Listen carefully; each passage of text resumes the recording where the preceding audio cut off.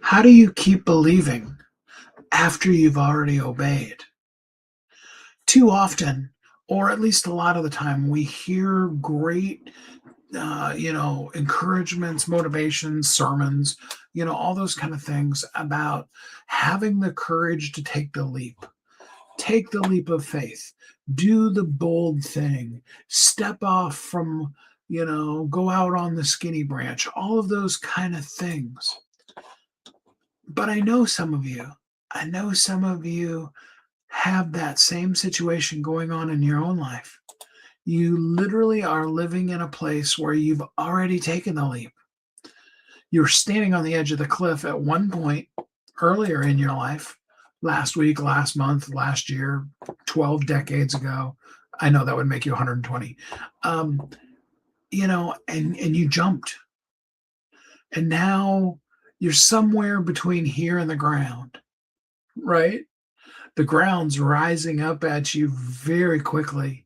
Sometimes it's really scary, isn't it? Because you took the leap, you did the motivational saying goes, build the plane in flight. You did all of those kind of things, took off in the plane that has no wheels, and so now you got to develop a way to land the plane. All of those kind of things, and they're cool, and I admire you for having done it because that's rare.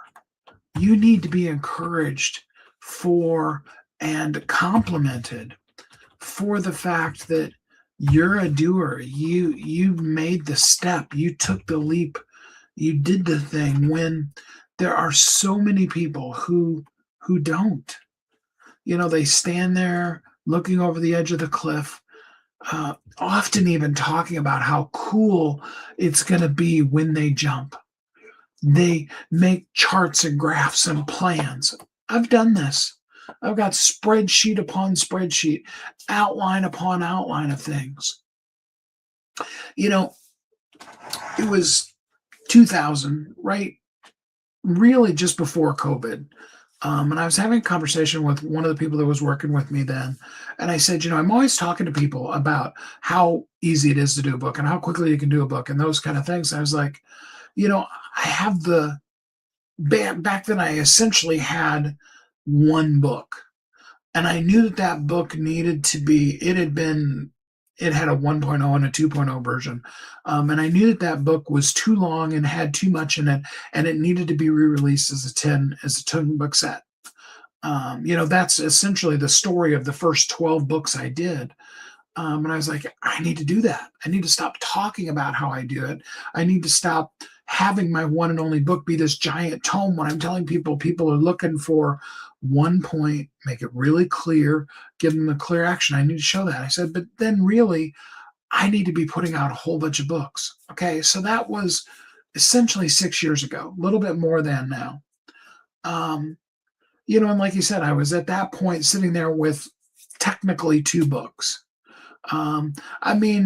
You could get finicky on me and go, well, actually, Steve, when you start talking about all of the 41, soon to be 42 books that you've done, you were actually in 2 anthologies as well, prior to that. So technically, I was maybe at 4 books. But I was like, I need to be doing a book. I should do like a book every month. I should be at the place where I have 12 or 15 books by the end of this year. That was 2000. Here we are, flash forward 6 years. I'm now in the 41 range. 42 is written. I want to put it out this week. I'm really excited about the Hadassah, the Esther book. Anyway, with all of that said, I really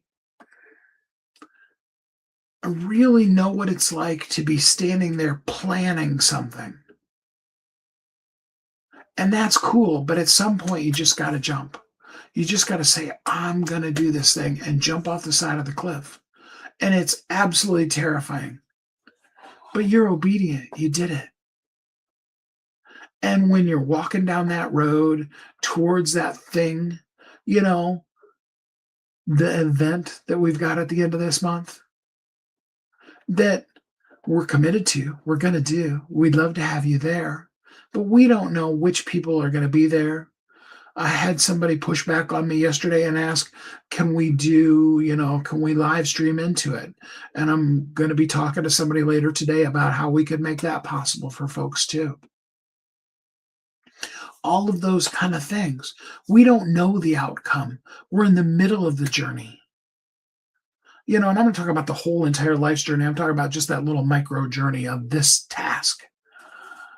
And sometimes it can be really easy to get discouraged and be like, oh, it's never going to happen.